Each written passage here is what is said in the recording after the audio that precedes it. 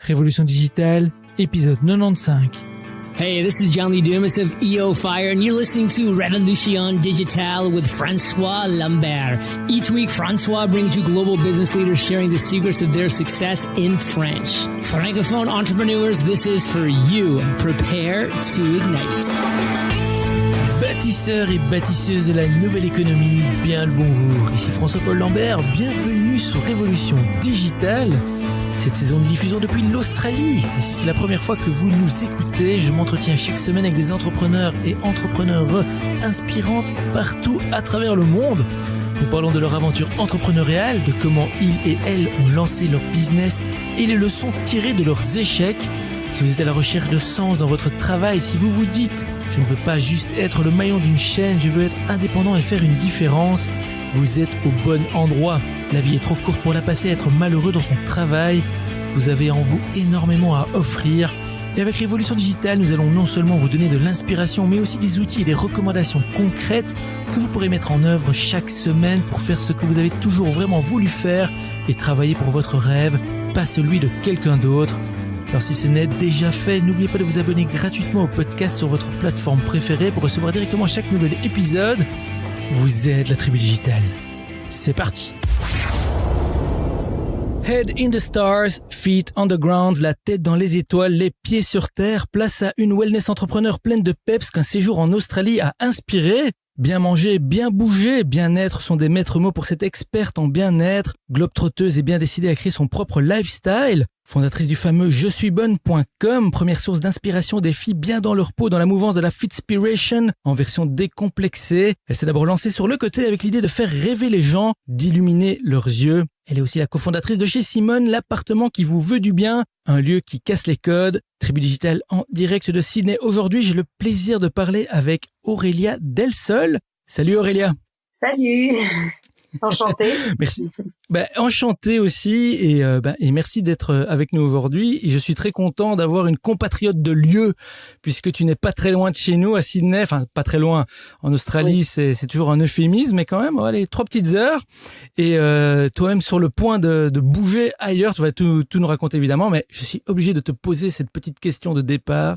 Aurélia, es-tu prête à nous inspirer aujourd'hui? Bien sûr, je ne sais pas si je vais vous inspirer, mais en tous les cas, je suis prête à partager mon expérience et la vie que j'ai eue ces quelques dernières années assez trépidante, on va dire. Awesome, c'est génial et on est prêt à écouter tout ça. Mais avant qu'on passe justement à tous ces petits détails, est-ce que tu es contente de ta bio? Est-ce que tu veux la compléter par quelque chose? On a été très en survol ici et si peut-être tu pouvais nous donner un petit aperçu sur ta vie personnelle, peut-être quelque chose qu'on ne sait pas sur toi. Oui, dans la bio, non, ça résume très bien. Après, il y a des petites nouvelles puisque chez Simone, c'est un projet, j'ai quitté l'aventure il y a maintenant 1 an et je me suis lancé un autre défi qui est toujours dans le bien-être, mais du coup j'ai passé un premier diplôme de prof de yoga et d'ayurveda et là je me lance pour 1 an de formation de yoga Purna à Byron Bay. Un bon endroit, très bon choix. Ouais. Mais tu vas nous expliquer tout ça, comment tu as fait la transition, etc. Tu vas nous en parler plus aussi sur Byron Bay. Mais avant ça, voilà, est-ce que tu peux nous en dire un peu plus sur, je sais pas si c'est ton premier projet, mais le projet jesuibonne.com qui est quand même assez fameux, assez célèbre. Puis parle-nous un peu de Byron Bay. Avec plaisir. Pas de souci. Alors, Je suis bonne est née à la suite d'un voyage en Australie où je suis partie habiter pendant 5 mois rejoindre ma cousine qui habitait là-bas sur la Gold Coast à Coolangatta et j'ai découvert un style de vie hyper intuitif et très axé sur la nature, sur une certaine façon de s'alimenter avec de la raw food, avec du sport, et un vrai retour à j'ai eu un déclic parce que j'ai fréquenté des jeunes femmes, même des filles, enfin des femmes qui étaient bien dans leur pompe et qui étaient un peu intuitives et qui étaient connectées à leurs besoins. C'est-à-dire et c'est un peu comme ça qu'est née Je suis bonne, en disant en fait, il faut réapprendre à être bonne pour soi et à se connecter à soi à travers la respiration, le sport, la nourriture, les relations qu'on a autour de nous et comment en fait de revenir à un truc assez intuitif et basique et trouver son propre équilibre. Et en fait, Je suis bonne à la base était un blog où je n'avais la seule envie, c'était de partager des recettes, des playlists, des photos, enfin de l'inspiration et donner aux gens l'envie de peut-être de trouver une manière de prendre soin de soi un peu plus fun et trouver désacraliser en fait le fait de prendre soin de soi. Et le Je suis bonne, c'était vraiment se réapprendre à être bonne pour soi avec ce côté oui un peu catchy de être bonne en fait c'est plus être bien dans ses pompes et redonner le je suis bonne aux femmes clairement ne pas remettre son bien-être et son bonheur enfin dans les mains de quelqu'un extérieur de la société ou mais de se dire ok moi je sais ce qui est bon pour moi et je vais je vais rester proche de ça. Et donc ce projet il a vécu on-off un peu pendant quelques années. J'avais pas trop, j'ai bossé en parallèle. J'étais chef de projet en agence ou chez l'annonceur. Et puis un jour, je me suis dit, mais j'ai quand même des gens qui ont l'air intéressés. Et puis je prenais goût en fait à partager. Et puis j'en ai fait un projet un peu plus viable où j'ai l'écosystème digital, je l'ai recréé dans la vraie vie avec un appartement qui s'appelait La Bonne Maison dans le 9e, où j'invitais de manière un peu cachée et un peu en sous-marin des gens à venir vivre une expérience, donc soit des brunchs, soit des cours de yoga, et ça a duré pendant 1 an. Et c'est comme ça que j'ai rencontré mon ex-associé maintenant, Julie, avec qui on a monté chez Simone, qui était la continuité de La Bonne Maison, de Je suis bonne, mais avec un appartement de 200 mètres carrés, avec, le début de la genèse, en fait, de Je suis bonne, c'est devenu après, chez Simone avec, les mêmes piliers, bien manger, bien bouger, bien vivre, mais un peu plus poussé avec des partenariats avec des marques, avec, puis un lieu, ouvert au public, parce que La Bonne Maison, c'était l'endroit où je vivais, donc, mais c'était, c'était un petit brouillon, enfin, c'était une première ébauche. Et récemment, donc au bout d'1 an, l'année dernière, je suis sortie de l'aventure et là je me suis retrouvée un peu j'ai fait 2 ans et demi avec chez Simone où on avait complètement la tête dans le guidon, une super aventure humaine et aussi très challengeante, à pas compter nos heures, un truc génial, hyper galvanisant. Ouais. Et sauf que quand tu sors de là et que t'as fait que bosser, tu fais les choses parce que oui, la base te plaît, mais en fait à la fin tu les fais en automatisme et moi c'était antinomique par rapport à moi, mon envie de vie et mon équilibre de vie, c'est-à-dire que faire les choses pour les faire, moi au bout d'un moment, moi c'est pas ça qui m'anime, ce qui m'anime c'est rester connecté d'être toujours dans la création, dans le challenge, plus dans la créativité. Et puis donc, du coup, quand je suis sortie de l'aventure, je me suis un peu retrouvée face à moi en me disant, ok, et so what? Qu'est-ce que je fais? et j'avais toujours gardé, je suis bonne en une petite structure d'auto-entrepreneur, et j'avais ça toujours je suis bonne parce qu'il n'avait pas du tout été aspiré dans chez Simone. C'était le début, mais je l'avais gardé. Je me dis autant continuer avec l'expérience et l'expertise que j'ai acquise de tout ce qui est brand content, partenariat, créer des événements 360, créer de l'émotion pour les gens avec les marques. Et donc j'ai commencé à faire ça de manière un peu digital nomade avec du consulting pour aider les marques online et offline à développer leur communauté et les aider que ça soit sur le digital ou plus sur des events. Donc ça je l'ai fait, ça fait moins d'1 an que j'ai commencé ça. Et puis comme la vie est assez drôle, j'ai rencontré ça c'était pas dans la bio. J'ai rencontré un garçon à Paris lors d'un shooting pour une marque de vélo et il se trouve qu'il vit en Australie. Et au bout d'un moment, ouais, voilà. Et c'est marrant parce que moi qui ai jamais voulu rester en France, parce que chez Simone ou même je suis Simone, je m'étais toujours dit, ça serait génial d'avoir des pôles un peu, genre des QG, un peu en France, en Espagne, au Portugal, créer vraiment des hubs un peu sustainable avec du bien-être, enfin vraiment des petits cocons bien-être. Et j'avais pas du tout l'intention de rester en France. Ça, c'était un truc que je m'étais mis dans la tête. Et comme la vie, comme on a souvent ce qu'on veut dans la vie. Ça, on peut en parler plus tard. Quand on y croit vraiment, en fait, la vie joue pas avec nous. Elle nous amène vraiment ce qu'on veut. Bah, je pense que j'avais tellement envie. L'Australie, c'était un pays où je voulais revenir, c'est sûr. Ah bah voilà. Et donc j'ai rencontré Charles et rapidement qui m'a dit bah viens. Et moi c'est vrai que sur le coup je me suis dit ah non mais j'ai tout ici, je peux pas, j'ai mon réseau, puis après je me suis dit ouais t'as pas d'autres mauvaises excuses et et du coup je me suis dit tiens ça me fait bien peur, bah vas-y faut y aller. Donc je suis partie en Australie avec dans un premier temps juste pour découvrir et pour voir. Puis quand même c'était là où Je suis bonne était née, et avec l'Australie nous inspire beaucoup pour tout ce qui est bien-être, pour tout ce qui est sport, même lifestyle, et j'ai atterri à Sydney en septembre dernier. D'accord. Voilà.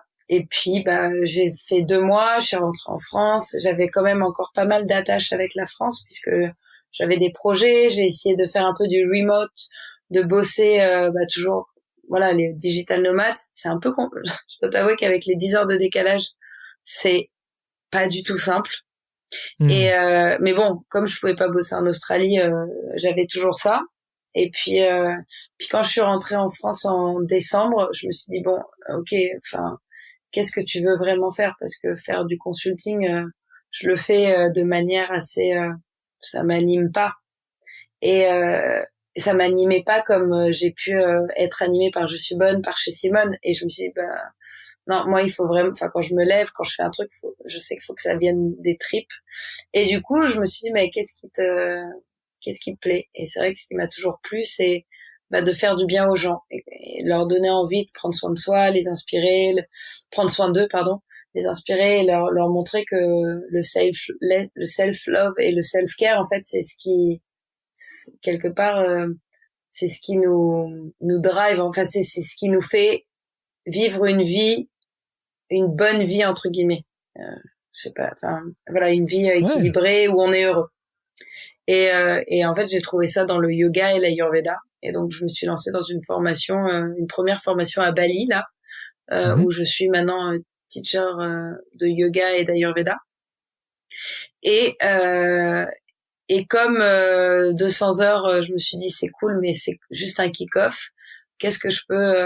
Comment je peux aller encore plus loin, et je peux encore découvrir d'autres choses et avoir un panel d'outils pour après transmettre ça aux gens. Et du coup, je commence une autre école de yoga à Byron Bay, qui est un peu le hub wellness, et un peu un endroit où cette ville, elle vibre de dingue, et c'est hyper international, elle est connue un peu dans le monde entier. Et voilà, donc je me lance pour 1 an d'école de yoga, avec à côté où je vais bosser puisque je suis déjà prof, mais avec de continuer d'apprendre et de pouvoir encore plus aller gratter tout ce que le yoga et l'ayurveda a à nous apprendre, et avoir vraiment la capacité de transmettre ce que j'apprends, parce que tout ce que j'ai appris, que ça soit sur le yoga, l'ayurveda ou même sur moi, puisque ça passe beaucoup par soi au début, faut passer par le petit chat de la souris, de l'aiguille. Sinon ça reste que théorique. Le plus tu ingères et tu digères, et le plus tu peux rendre quelque chose de palpable et de concret. Et du coup voilà, donc la prochaine étape, ça sera c'est Byron Bay. Voilà un peu. Non mais voilà, écoute, Ben écoute, merci beaucoup d'avoir présenté tout ça. Je pense que tu as déjà répondu à toutes mes questions. Non, pas à toutes mes questions, mais non, mais c'est vraiment super. On voit que t'as bougé beaucoup, t'as touché à tout. Maintenant, t'es en Australie. Mais je suis bonne, continue à fonctionner. Bien sûr. Je voulais juste, avant qu'on passe vite à la suite et qu'on embraye un peu plus sur les difficultés et les leçons que tu as tirées de ton aventure, mais quand tu as lancé je suis bonne.com et peut-être aussi chez Simone, comment tu as fait pour te faire connaître? Quel était vraiment le vecteur? Est-ce que tu as développé une stratégie presse, une stratégie particulière? Est-ce que tu peux nous dire 2-3 mots assez rapidement là-dessus? Alors, je suis bonne, ça a été plutôt, j'ai fait à l'instinct. Je savais pas trop. Je commençais, je postais. De toute façon, je me suis dit au pire ça marche, hein. Donc voilà, j'ai posté. Bonne approche. Et puis il y avait pas mal. Si j'ai commencé, j'essayais d'être hyper régulière, d'avoir des thématiques, des choses, de poster pas mal au début. Et puis, mais quand j'ai commencé, il y avait pas autant de monde. Enfin, c'était, il y avait déjà quand même des influenceurs ou des personnalités, mais là maintenant voilà, c'est la Chine, hein. Ouais. Moi je sais même pas si les gens quand ils se lancent maintenant, je sais pas si on peut encore avoir accès à autant de followers, de communautés, mais je pense que maintenant il y a plus de la micro-influence et je trouve ça plutôt chouette aussi.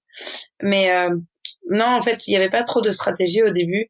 Là où ça a vraiment pris, je suis bonne, c'est bizarrement, c'est quand j'ai commencé à faire les brunchs et les cours de yoga, quand j'ai fédéré dans entre guillemets, la vraie vie. On va dire ça comme. Et là, ça a bien pris parce que c'était du réseau, du bouche à oreille. Et là, ça a grossi. Et puis après, il y avait cette histoire j'ai commencé à bosser avec des marques et puis avec d'autres influenceurs et j'ai fait une émission télé sur la C8 ou quelque chose comme ça. Donc je gagnais à chaque fois des followers et puis petit à petit le plus appelle le plus, donc j'ai eu des followers. Après chez Simone, c'était différent, on avait déjà nos communautés avec Julie et puis on a fait un truc qui était on a rendu l'aventure complètement humaine, c'est-à-dire qu'avant le projet, avant que chez Simone ne soit ouvert ou quoi, on n'arrêtait pas de faire des Insta Stories, on a fait une campagne Ulule, pour montrer comment on galérait entre guillemets. Enfin, on a eu de la chance parce qu'on n'a pas trop galéré. Mais voilà les dessous du montage de chez Simone avec les travaux, avec les banques, avec les rencontres, avec les partenaires, avec les marques. Donc on a humanisé complètement ce projet-là et on en a fait un lieu où on disait mais en fait chez Simone c'est chez vous. Donc on va tout partager avec vous et la communauté a rapidement grossi. Ouais, non, c'est un super concept et j'aime bien que tu mettes cet accent sur l'humain encore une fois. Et c'est vrai qu'aujourd'hui, on a tendance à penser qu'on lance un business, qu'on est entrepreneur, qu'on soit auto-entrepreneur ou chef d'une plus grande entreprise. On a peur de rater le train. On veut tout miser sur les réseaux sociaux pour obtenir le plus de followers, le plus de fans possible. Et c'est un peu finalement contre-intuitif. Rien ne remplace d'aller à la rencontre des gens, de ses clients, de ses followers. Et je pense que dans ton cas, c'est là où ça a bien fonctionné. C'est là où ça a bien fonctionné pour pas mal de nos invités aussi. Et est-ce que tu pourrais nous raconter très brièvement ici quel a été le moment le plus difficile pour toi dans cette aventure? Est-ce que tu peux nous raconter ton pire moment? Je suis pas trop partisan du pire, mais ça a été une déception plutôt humaine dans l'aventure, où de chez Simone, où comme c'est vrai on n'est jamais préparé. En fait, oui, se lancer dans une aventure entrepreneuriale, c'est génial, mais c'est un roller coaster et on a beau on nous avait dit faites attention avec qui vous vous associez et comment vous le faites et prenez un avocat et machin, mais sur le coup on est là, non mais on y va, c'est bon, tout est beau, tout est joli, ah c'est génial, ah bah elles veulent bosser avec nous, génial, les archis et les trucs et puis en fait c'est comme dans toute relation ou dans un couple, au bout d'un moment on arrive à un moment où on pense que l'autre sait, donc on dit pas, et puis il y a de la frustration qui s'installe, et au lieu de parler et de crever l'abcès, on attend que ça gonfle et que ça explose.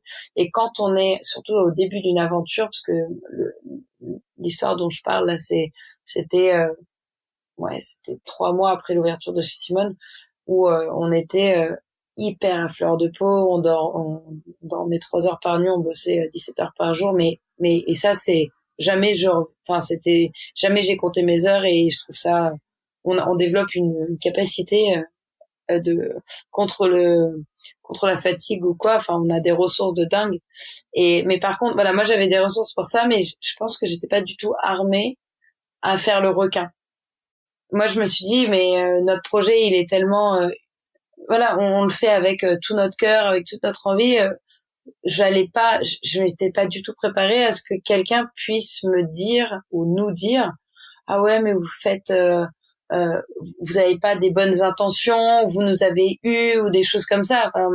Alors peut-être par manque de clairvoyance, parce qu'on avait la tête dans le guidon, mais on s'est pris un mur avec deux personnes avec qui on bossait sur les travaux, et ça s'est monté au clash, et ça a été assez violent, parce que tu te dis mais attends, en fait finalement si on avait écouté, si on s'était pas si on n'était pas en mode c'est ce que je te disais au début, où tu sais, à un moment tu fais pour faire, enfin toi tu t'es même plus dans le côté création où tu fais et oui, et je pense que tu passes à côté de plein de choses.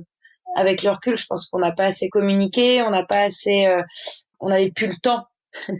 On était sous-staffé, et on voulait tout faire, être partout, mais en même temps on n'est pas des surhommes, quoi. Donc voilà, et donc ça a été un peu donc on a dû faire face à tu sais, quand tu regardes certaines situations où tu te dis mais comment les gens peuvent agir comme ça, on s'est retrouvé exactement là-dedans. Genre, tu sais, comment tu dis, mais comment on peut se parler comme ça, alors que il y a 2 mois, on se prenait dans les bras, on se disait, mais comment on a réussi à sortir ce projet de terre en 1 mois, et blabla. Et là, tu te dis, on est en train de se cracher à la figure. Non, c'est très clair. Et la communication, que ce soit en tant qu'employé dans le monde du travail, mais aussi dans les relations professionnelles, entrepreneuriales, et surtout entre associés ou avec ses contractants, c'est vraiment très important. Et je pense que tu as bien illustré la situation ici. Vivre dans l'expectative que tout le monde a automatiquement compris ce que l'autre veut, et puis ne pas avoir essayé d'être le plus transparent possible au cours de la relation, peut conduire à des mauvaises surprises. Et je pense que c'est une belle leçon qu'on peut tous retenir, et de ton expérience en tout cas. Et Aurélia, si tu pouvais résumer la leçon clé en quelques mots que tu retires de ton expérience business, de ton expérience entrepreneuriale, qu'est-ce que ce serait? C'est dur. De pas avoir peur, c'est-à-dire de pas se dire ah non mais je suis pas prête, ah non mais c'est pas le bon moment, je peux pas le faire toute seule. Si, en fait, clairement, je vois pas pourquoi ça marcherait pas si t'as décidé et si t'es motivé. Oui, et en fait, surtout de pas avoir peur de se tromper, parce que je pense que j'ai eu des expériences hyper positives et aussi des expériences pas bonnes du tout. Mais en fait, à la fin, j'ai appris. Je pense que j'ai plus appris. Ça va être peut-être un peu cliché ce que je vais dire, mais quand tout se passe bien, on se dit ah c'est cool, tout se passe bien. Et quand ça va pas, moi j'ai appris beaucoup l'humilité, et se dire attends, si ça se passe pas bien, c'est pas la faute de l'autre, c'est pas je suis responsable, et surtout en fait c'est génial que ça se passe pas bien, parce que ça veut dire que je peux apprendre et changer quelque chose, et la prochaine fois j'aurai plus d'outils pour moins mal faire ou mieux faire, ou voilà. Et si ça se passe pas bien, c'est parce que il vaut mieux que ça se passe pas bien au début, ou que c'est pour ça qu'il faut pas s'empêcher d'oser et de faire les choses, parce que si on attend d'être trop préparé, finalement le début va hyper bien se passer, et puis sans trop se poser de questions, et puis et à un moment en fait on va faire face à des des problèmes entre guillemets et là en fait on va tomber de haut parce qu'on se sera pas posé trop de questions au début et le fait d'être tout de suite dans la pratique, dans le faire, bah on voit tout de suite ce qui marche pas, hein. Voilà, Tribu Digital, ne vous empêchez pas d'oser. Et bon, voilà, je sais que tu es sur le point de partir à Byron Bay, mais on arrive bientôt à la fin de l'épisode, je te promets. Ce que je te propose ici, justement, c'est que on fasse une petite pause et ici, je t'emmène soit en pause café, soit en pause cocktail ou en pause mocktail. C'est toi qui choisis. Ensuite, on s'installe, je te pose une série de questions en rafale et tu me réponds en allant à l'essentiel. Alors, que choisis-tu? Pause cocktail.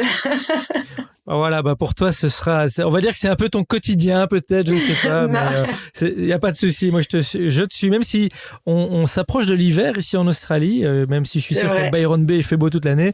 Mais bon, voilà. Allez, on se retrouve sur la plage de manière complètement magique, en hamac ou sur chaise longue, un cocktail ou une noix de coco à la main. L'ambiance est décontractée et relaxante. Il fait chaud et tout va plus lentement. On est ici pour se reposer, se ressourcer et philosopher sur le passé, le présent, le futur. Alors, Aurélia, que prends-tu? Je prends une caipirinha, c'est sûr. Voilà, écoute, caipirinha, c'est la première fois qu'on a une caipirinha dans l'émission. Je te suis avec une caipirinha aussi. Comme ça, on est sur la même longueur d'onde. Et alors, première question, Aurélia, comment gères-tu le stress et la peur? Par la respiration. C'est un outil que je prenais pas assez au sérieux et que j'ai encore plus découvert quand j'ai fait ma retraite mon teacher training. Mais en fait la base c'est la respiration. C'est dès que j'ai un coup de stress, dès que j'ai peur, je respire, je me reconnecte à mon souffle et c'est magique. Il y a ça et les huiles essentielles. T'as pas une petite technique à donner en termes de respiration qu'on peut mettre en œuvre facilement? Hyper simple. Pour se calmer, tu te bouches la narine droite et tu respires que par la narine gauche. Et tu fais, mais de manière et tu continues à suivre le rythme. Tu changes pas ton souffle, tu sais rien de contrôler justement. Et en fait, la narine gauche, c'est le côté féminin et c'est le côté relaxant, la lune. Et donc ça va apaiser et en plus dans le nez t'as plein de terminaisons nerveuses et plein de petits capteurs et donc ça va calmer ton rythme cardiaque et te recentrer et ça c'est un truc à faire, c'est imparable. Ça et les huiles essentielles, tu disais. Exactement, de huile à langue où on s'en met un petit peu sur le poignet et dans la journée de temps en temps quand je sens que je suis un peu stressée, je le respire. Mais après, ça va, je veux pas rentrer là-dedans, mais c'est l'Ayurveda et par rapport à tes doshas et en fonction de si t'es Vata, Pitta ou Kapha, c'est l'huile essentielle pour les Vata, donc c'est direct, ça calme direct. Donc voilà. Ça sera peut-être l'occasion d'une autre interview. Non, mais je me dis que là, on a déjà un peu des aperçus de ce qui va venir avec tous tes projets. Super, merci pour ça, Aurélia. Alors, si tu devais, un peu plus terre à terre ici, mais quand même, si tu devais recommander un livre inspirant, donc ça peut être n'importe quoi comme livre, hein, mais qu'est-ce que ce serait et pourquoi? Alors là, je suis en train de lire un livre qui est juste incroyable, qui s'appelle Un homme debout, de Franck. De Franck Lové, qui est juste incroyable. Faut être un peu prêt pour le lire, faut être un peu, faut être connecté avec tout ce qui est énergie, mais c'est quelque chose il parle de manière très très rationnelle, scientifique, de la vie et de comment en fait dans la vie tu as exactement la vie que tu dois avoir et que tu veux. C'est-à-dire que il n'y a pas d'histoire de la vie joue avec toi et elle va te mettre des challenges. Non, c'est-à-dire que tu as exactement ce que tu veux. Rapidement, en fait, c'est-à-dire ce que tu veux, c'est pas forcément ce que tu vas dire, ce que tu vas exprimer, mais c'est ton inconscient, ton subconscient et ton conscient quand ils sont alignés. Et ben, tu as exactement, toi, les situations, c'est-à-dire que si t'es dans une situation où de stress ou de peur et en fait dis-toi que c'est toi qui l'as créé parce que tu as il y a que toi qui as ta vie. C'est-à-dire que moi, je vois la vie d'une certaine façon, toi, tu vois la vie de ta façon. Et même si on se comprend par le langage mais chacun a sa sensibilité. Et en fait, il parle dans ce livre-là il nous explique un peu comment ça fonctionne, les énergies, mais de manière hyper rationnelle. Et pour moi, c'est mon livre de chevet en ce moment. Je le lis et je le relis et c'est magique. C'est tellement, en fait, je me dis, mais oui, en fait, c'est ça. Et ça ramène, je peux dire que moi, ça m'a enlevé beaucoup d'angoisse, beaucoup de moi, quand je suis arrivée en Australie, j'ai eu des angoisses, j'ai eu peur, je me suis dit, mais pourquoi j'ai fait ça? C'est loin, je suis loin de tout. Ah oui, bon, ok, je suis amoureuse, oui, c'est un nouveau challenge, mais oh là là. Et à force sur le coup, j'étais hyper excitée d'être là, et puis à force, en fait, je me suis créé des angoisses, je me suis dit, mais non, mais j'y arrive pas, je comprends pas, je fit pas, je suis arrivée au bout de quelques semaines à me dire, ah ouais, mais en fait, je fit pas, ça va pas, alors que, j'avais rien qui ne pouvait pas aller, sauf que, j'ai réussi à me convaincre que, non, ça allait pas, et heureusement que j'ai un peu de clairvoyance et que je me suis un peu secouée, et je me suis dit, mais, arrête, en fait. C'est toi qui crée ces situations de peur et d'angoisse. Et voilà. J'ai bien pris note du nom du livre, c'est L'homme debout, c'est ça, hein? Un homme debout. Un homme debout, voilà. Et c'est un auteur francophone ou un auteur d'une autre nationalité? Non, francophone. Ah, excellent. Voilà. Excellent. Écoute, moi, en tout cas, j'ai noté, c'est le genre de livre que j'adore lire personnellement. Voilà. Je suis sûr que parmi l'audience... et parmi notre audience, il y en a plein qui vont adorer aussi. Et j'avais envie de te demander comment tu es tombé sur ce livre. On te l'a recommandé toi-même ou si tu l'as découvert par hasard? Je vais te dire qu'il n'y a pas vraiment S'il y a du hasard. Il n'y a pas vraiment de hasard. Mais ce dont il parle, de manière très rationnelle et scientifique, c'est exactement ce que j'ai appris avec l'Ayurveda.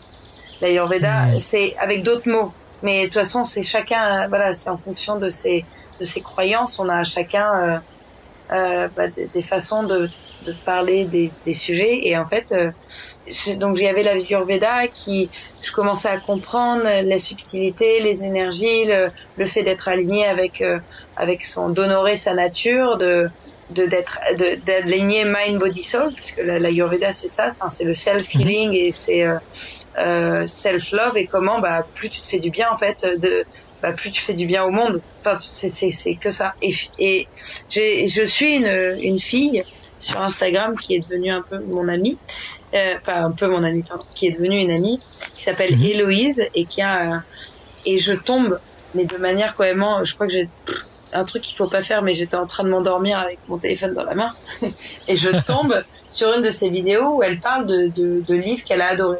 Et elle parle d'un documentaire, parce que cet homme-là, Franck, a écrit, il faut regarder aussi cet épisode qui s'appelle L'acceptation de soi sur YouTube, la chaîne qui s'appelle Tistria, qui fait des reportages géniaux. Donc moi j'ai regardé d'abord cette émission, L'acceptation de soi, qui porte pas le vrai bon titre, parce que justement, si tu commences à te dire il faut que je m'accepte, ça veut dire que tu penses qu'il y a un problème avec toi. Sinon t'as pas à t'accepter. T'as juste à être. Non mais bon. Et donc c'est ce dont il parle. Et donc je me suis dit mais il faut que je lise ce livre. Et du coup je l'ai lu, et il le dit, parce qu'il le dit un peu rapidement dans l'interview, dans son émission. Mais là du coup je reviens, il prend des exemples, et il prend plein d'exemples, et c'est un peu plus il y a des chapitres, c'est un peu plus structuré. Voilà, structuré, ouais. Merci.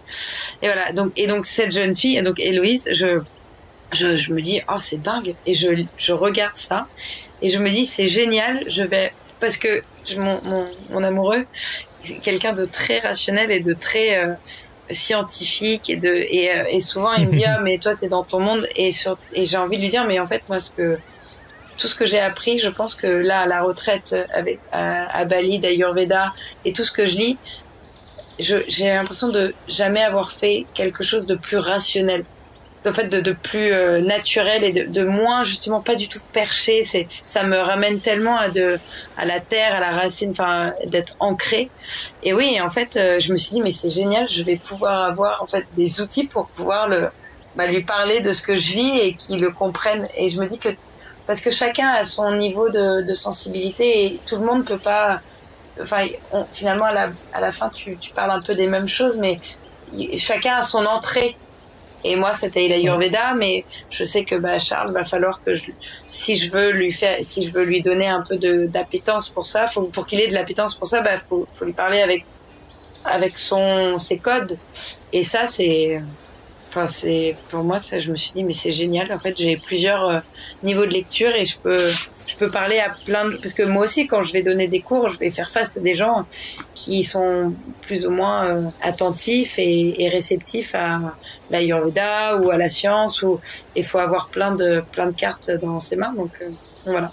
Non, complètement. Et Charles, si tu nous écoutes, il faut décoder les codes. Et merci beaucoup, vraiment Aurélia, d'avoir rajouté un peu là-dessus. C'est vrai que c'est une séquence où d'habitude, on va du tac au tac en répondant très rapidement. Mais quand on a des bonnes informations comme ça, j'aime bien un peu laisser aller un peu plus longtemps. Oui.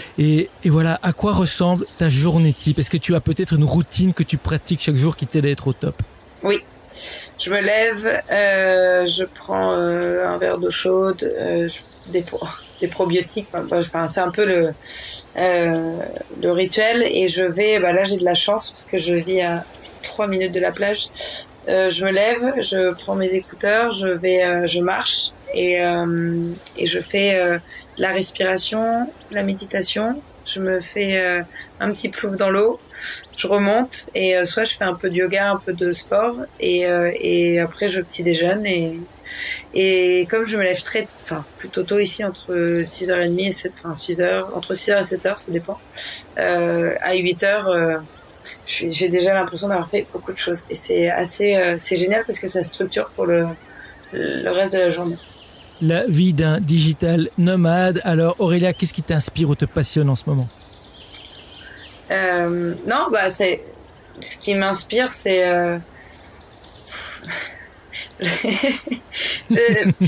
j'adore parce que je rencontre des gens qui sont à travers le monde et je connecte avec des gens géniaux qui viennent d'univers différents et on est je sais pas, je suis surprise tous les jours, je suis hyper curieuse et j'ai l'impression je suis contente de me lever tous les jours parce que je sais pas ce qui va se passer et ça c'est assez excitant. On sent l'émerveillement dans ta voix, je trouve ça génial. Et alors voilà, dernière question, elle est assez difficile aussi, mais c'est si tu pouvais changer quelque chose dans le monde, qu'est-ce que ce serait et pourquoi? Non, rapidement, c'est d'essayer de donner, que les gens prennent conscience que finalement, au lieu d'aller vouloir changer l'extérieur, à l'extérieur les choses, qui prennent conscience qu'ils aillent chercher à l'intérieur parce que le plus on s'occupe de soi et le plus on prend soin de soi, le mieux le monde s'en portera parce que tout ce qui se passe en nous, en fait, ça se répercute. Il y a le lien entre microcosme et macrocosme et tout ce qu'il y a en soi, c'est ce qu'il y a dans le monde et inversement. Et donc, comme on n'a pas trop de pouvoir sur ce qui se passe à l'extérieur, on a un pouvoir sur ce qui se passe à l'intérieur et je pense que le fait de prendre soin de soi et de réapprendre à être un peu égoïste, c'est pas un mauvais mot, c'est justement d'être bien avec soi pour être bien avec les autres et on peut pas être bien avec les autres si on n'est pas en phase avec soi.